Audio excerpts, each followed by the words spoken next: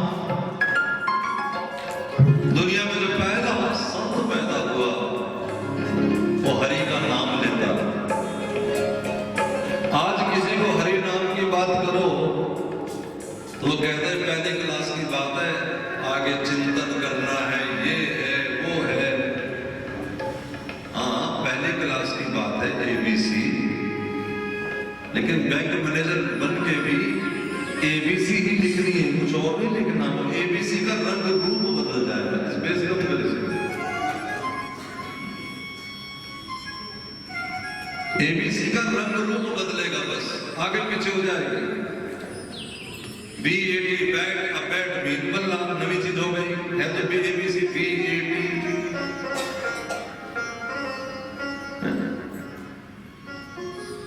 रंग बदलेगा, इसका नाम शुरू से लेकर अंत तक चलेगा। बिना नाम में कुछ भी नहीं है।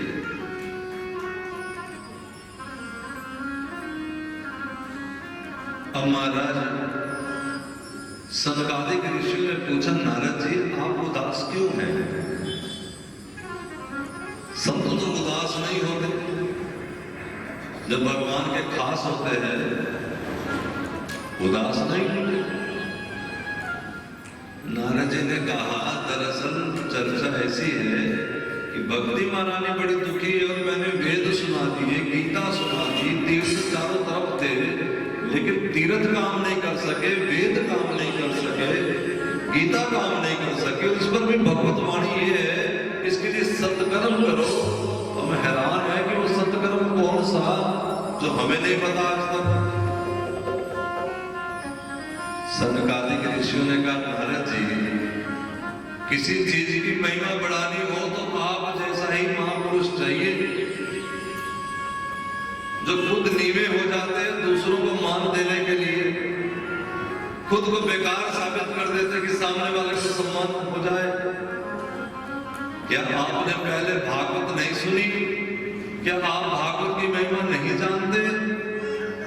अरे भागवत ही तो वो सत्कर्म है। नारद जी ने कहा, पर मेरे मन में एक शंका है। क्या है शंका? शंका ये है कि जब मैंने वेद सुना दिए, पुराण सुना दिए सारे, ये भी तो वेदों का निचोड़ है, पुराणों का निचोड़ है श्री भागवत महापुराण। तब सनकादिक ऋषियों ने कहा, नारद जी बात तो आप ठीक ही कह रहे हो। क्या गन्ने के उस डंडे में जो खेत में लगा है, उसके रोए रोए में रस नहीं है? नारद जी बोले है। तो ये बताओ फिर लोग गन्ना दांतों से काट के चूसना पसंद करते हैं कि गन्ने का रस निकला हुआ गिलास मिल जाए वो पसंद करते हैं? आप बताओ क्या पसंद करें? नारद जी कहे, जब गिलास मिल जाए जूस का निकला तो कौन गन्ना छीले, कौन कुछ करे? जब फ्रूटी मिल जाए तो कौन आम तोड़े और उसमें मसाला लगा के मुंह छिल जाए? बस यही तो है क्या कि ये जो भागवत है सब वेदों का पुराणों का निकला हुआ रस ही तो है। भागवतम रसमाल्यम पीबत, कौन पिएगा इसको? रसिका मुहुर्मुहु, इसे पिएगा वही जो ईश्वर के रस में डूबा होगा, जिसे भगवान का चस्का लगा। अच्छा, फिर चलो सुनाओ जरा ये ग्रंथ हमें भी, ताकि भक्ति के ज्ञान वैराग्य पुष्ट हो जाए। संतों ने कहा कि अगर बद्रीनाथ में कथा कर लेंगे तो फिर दिल्ली वाले लोग नहीं सुन पाएंगे, दिल्ली राजधानी है ना, फिर क्या करें? तो सनकादिक ऋषियों ने नारद जी को संग लिया और बद्रीनाथ से थोड़ा नीचे आ गए और आकर के हरिद्वार के अनंत घाट में यह कथा हुई कि कुछ हम नीचे आ गए, कुछ तुम घर से निकलो, और फिर विश्वनाथ मंदिर के प्रांगण में बैठ करके इसकी भागवत चर्चा, एक आनंद का मंच तैयार किया गया। इसमें खूब सेवा की सब बच्चों ने मन लगा करके। मैं कल खड़ा था, बाबा जी भी थे, रेणु भी थी, भाई साहब भी थे, शिवम इंद्र जी, इंद्र बाबा जी, जोगिंदर बाबा, राजेंद्र बाबा, चलो अभी याद नहीं। तो मैं उस समय कह रहा था, अभी गुप्ता मनोजा देवी अभी वहां जनकपुरी कथा खत्म हुई, ये फूल लगाना ही तो भागवत है।